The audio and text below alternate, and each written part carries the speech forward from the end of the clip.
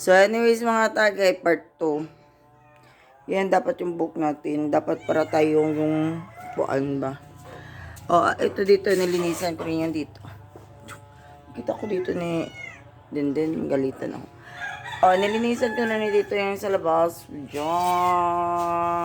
So, malinis na yung ating labas. So, ngayon mga tagay, malinis na. Ito, for rent. For rent mga tagay. 1,000 pesos only. Working student or kuan 1,000 pesos. Common CR, common man ang lababo. Room only. So, ayusin ko pa yan. So, marami pa akong ayos. So, for rent. Tapos, meron na kayo ditong salaset. Kung gusto ninyo, kayo ang bahala dyan. Kasi, ang bahay ko sa likod. Walang tao. It's no people in here. CR, here. The CR is there. That's it. Pansit. Dito kayo magkuha sa pinggan. You can wash your place in here. And you have a bomba. You know what bomba? Pumping master. You can bomba there. And you can eat the piggy there. No, it has no smell. And, that's it. Pansit. Kasi, this is my little, pinatawag. Dito ako kasi talaga. So anyways mga katagay, if ever from in dyan sa Marbel, whoever wanted to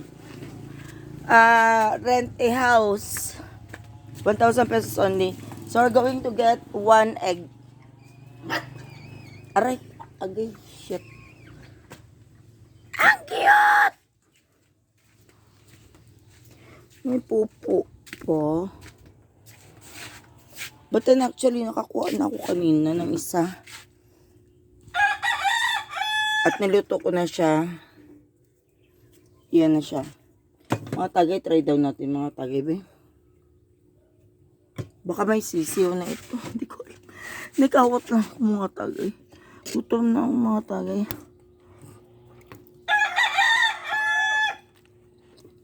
Akala ko balot na. Akala ko may sisiw na.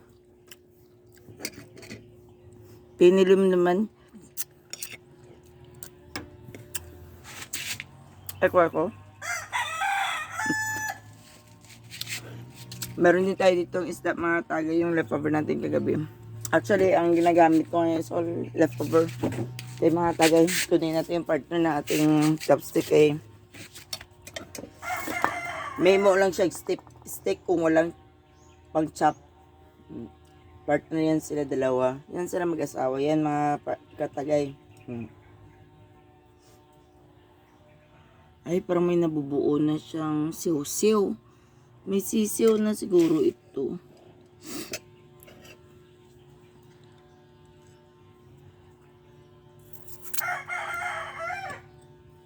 Kinuha ko lang ito.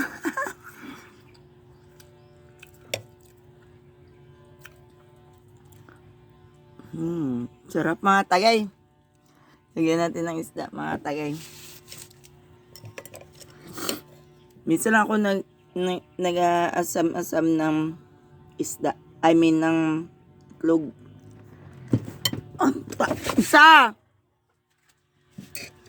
Kailangan ko naman na po. Itlog na lang ako. Kung kinamay ko pa yun, lesson learned. Kung kinamay mo pa, hindi ka nagpa-social na pa chopstick. Hindi pa nahulog. Chopstick pa more. Ulo ko. Maraming shark. Halin!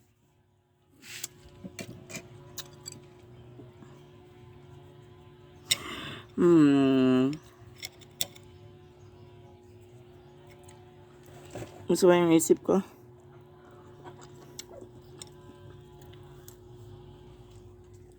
I think I'm eating that even though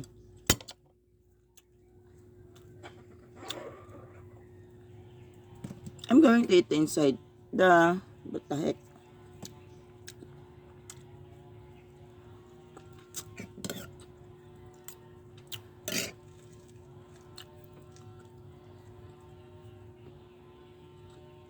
Filipino style. Korean style.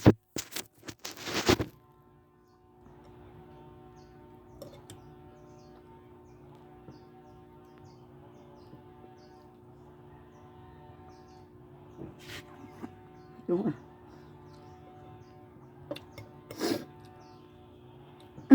Japanese style.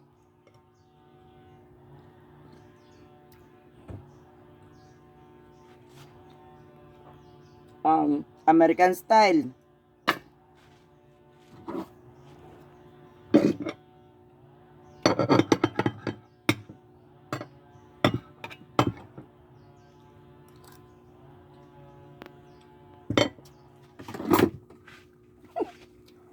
Filipino ang Filipino style.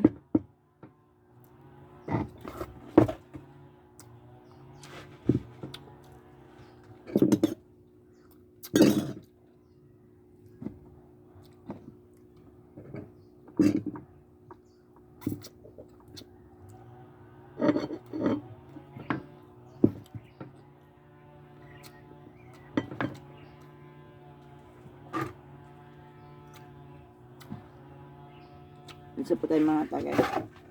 Tinakol natin ito. Mamaya palisin ako dito. So anyways mga tagay, naglinis ako sa loob. Well, enjoy man din ako maglinis-linis. Yung mga kabwebs, naging best friend ko yun na yung mga gagamba. Sabi ko, alisin ko kayo ha. Bye-bye. Wala na kami, bye. Gala kayo dun sa kabila, kaya alisin ko rin kayo. Hindi ah. Actually, mahirap ang buhay dito kayo. Ako yung mag-isa. Wala akong kausap mga tagay. Salamat sa pag-suporta nyo. Parang kayo na lang talaga nagiging kaibigan ko. Dapat yun sa bitay-bitay, no? Buang lang. Oo. Kayo lang talaga ang kausap ko. Kahit wala akong kinakausap. Sa cellphone lang. Pero alam ko, mga tagay, marami kayong nanonood at sumusuporta. At salamat sa suporta ninyo, mga tagay. Nabusog na ako mga tagay, pero mag-add pa ako ng rice. Problema lang, kay konti na lang ang memory card ko. Nakuha ko ito kasi naglungkab ako doon sa kuha natin bibi. Sa damitan niya. Nakakita ko nito. Then, nakita na ko kasi meron siyang bunny. Meron siyang parang cute bunny na ay maliit yung isa. Natatanggal na. Balik. Bunny. Ano? Init ulo ko. Meron pa ako iba nakuha kanina. Pero pinakuha ng mga bata. So, alam niyo mga tagay, marami akong kalaban dito. Sikreto lang natin ito mga tagay. Marami akong kalaban. Huwag ka lang maglabas. Ang kalaban mo, mag-akyat na. Yan yun oh. Yan oh. Yan. Maliit lang yan. Small but terrible yan. Ay, naku Lord God. Ayoko na. Buti pa yung malalaki, masaligan ko pa. Yan, maliit na yan. Bantay lang yan. Yawin ko siguro. Wala pa man siguro laman. Kain kaya ako ng aso. Hindi siguro. Anyways, mga tagay. Sige, kanina pa ako anyways, tatlo na ito. Anyways, mga tagay ba. Yung electric pan yan, hindi yan nag-andan mga tagay. Pero actually, habang nagsasalita ako, nag-aayos ako ng aking buhok kasi wala akong nakasuklay. Tapos malay mo, magdating na si Denden. Tapos ganito lang yung itsura ko. Sabagay, ganito man talaga ang itsura ko kahit na gawin. Wala, inubos ko lang naman yung pagkain. Pagdating niya, wala na siya pagkain. Bye-bye. Itlog ng manok niya. Inakaw ko lang naman. Mamaya, hindi ko sabihin na ninakaw ko yung itlog ng manok niya. Tahimik lang, magtanong mo yan siya. Saan ito galing? Ay, hindi ko ba alam. Bigla lang pagising ko. May manok na dyan na hindi ko alam anong rason. turuan niyo ako mga tagay. Comment down below anong rason. Yun. Hindi ko alam. Walang igutom ako eh. Gusto ko makain. Tapos, nangala ako. Wow, nangala! Paano mangala? Sabi niya, sino forer? Hindi man. Actually, friend ko lang. Anyways, maraming istorya, mas maraming mali. Ay, bani.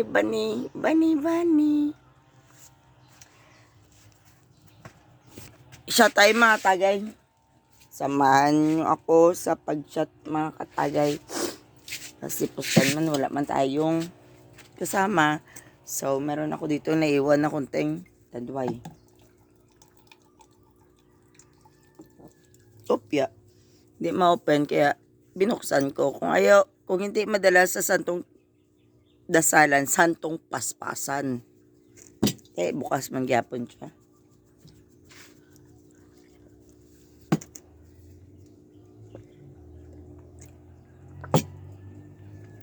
And if you cannot beat me, join me. I know, maraming mga comments dyan na, grabe, mag-inom si May.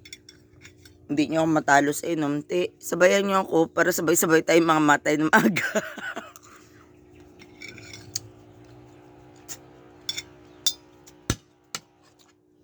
Yun na nga yung sabi na, son, do not do what the thing I have done. Walk away from trouble if you can. Ma-demonetize pa tayo nito. Ay, natatanggal lagi. Kawat ko lang natatanggal. O, para na akong Bombay. Ay, ayoko na ito. Meron pa ako dito nilaban na iba. Magaganda yun. Meron pa yung may